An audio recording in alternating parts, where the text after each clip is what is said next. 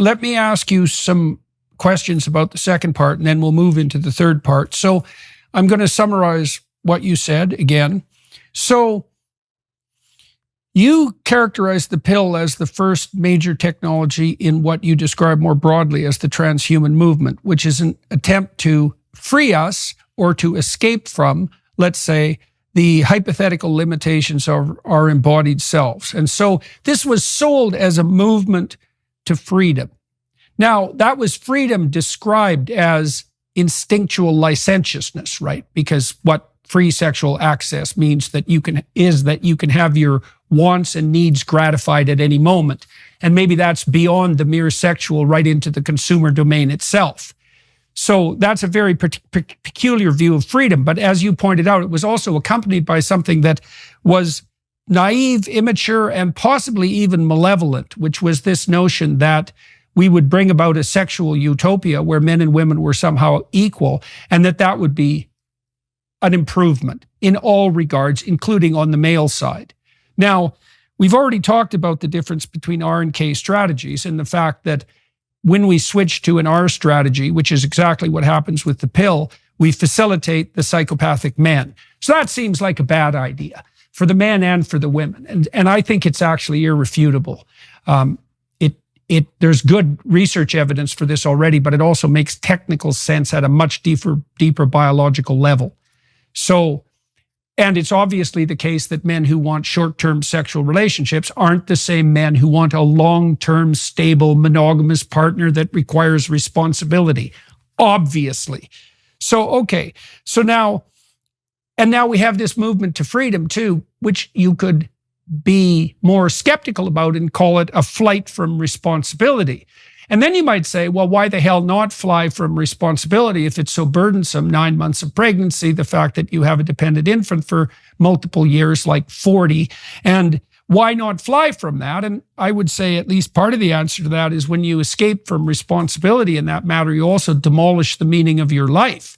It's like a lot of the meaning in people's lives is obtained as a consequence of sacrifice, right? You sacrifice for your siblings, you sacrifice for your parents, you sacrifice for your friends, for your wife, for your children, and there's dignity and purpose in that sacrifice. And if you lift that burden from people, then they're left wondering just what the hell they are and what they're supposed to be doing. And that doesn't seem like much fun given the radical increase in mental health problems, particularly among women aged 18 to 34. So you move to freedom in this narrow, naive, immature, and even pathological sense. You escape from responsibility. You demolish meaning and consequence, and you facilitate the psychopaths. And then you put another twist on that, which is real fun, because there's the psychopaths and the narcissists and the Machiavellians that you're going to meet with the dating app and in the sexual marketplace, let's say. But that isn't the limit to the commodification of female sexuality. I mean, we know that about 25% of internet traffic and a tremendous amount of the motivation for its initial construction, by the way, was the commodification of female sexuality. So the engineers, for example, who couldn't get a date could at least exchange pictures of nude women or videos, so much the better, and obtain their gratification that way. And so that's 25% of net traffic. And you talked about Pornhub, for example, and the commercial commodification of female sexuality. And so then what do we say? We say, on the negative side, the pill emerges. That's part of the demolition of humanity in the name of transhumanism. It facilitates the psychopaths and the Machiavellians and the narcissists. It turns women over to precisely those men.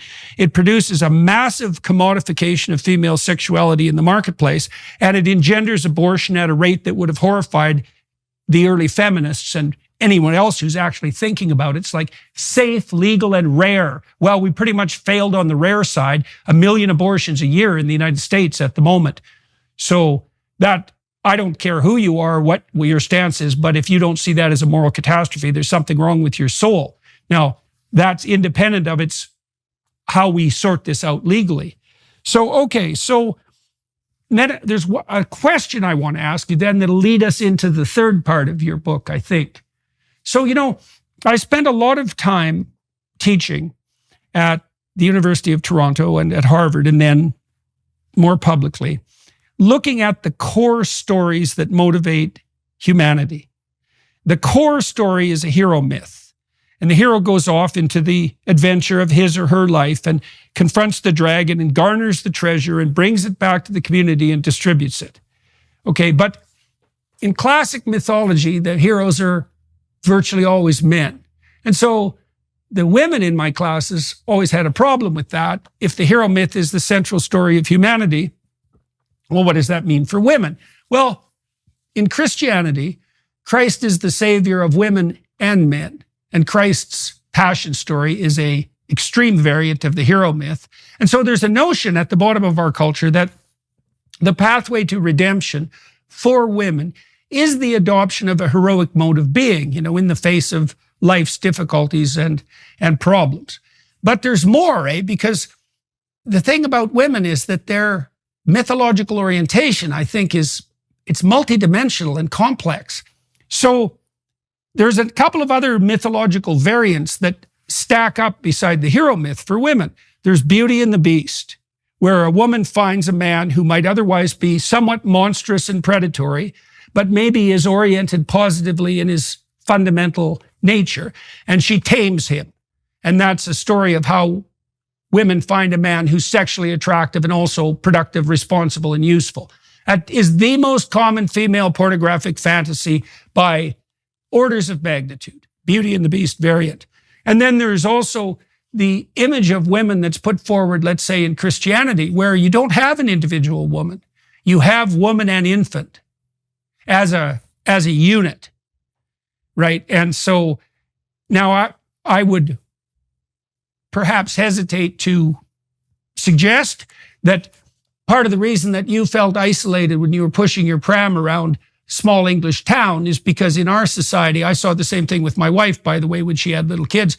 Our society does not hold sacred the image of woman and infant as the fundamental unit of female, as a fundamental unit of female identity. Now, women's nervous systems too, as far as I can tell, women's nervous systems are calibrated not for their own happiness, but for the joint success of woman plus infant. So women are more agreeable, which means they're more empathic and more interested in people. And they're higher in negative emotion, which means they're a pretty good alarm system. Now, that increase in negative emotion makes them susceptible to depression and anxiety, and that increase in agreeableness makes them susceptible to exploitation by psychopathic men. But it's very much benefit to their infants, because you have to be agreeable to take care of an infant, and you have to be an alarm system to be sensitive enough to detect all the threats in the environment that might beset a vulnerable infant. So that should move us into the discussion of the third part of your book. It's like this is a way of conceptualizing something approximating female identity that'll actually work for females.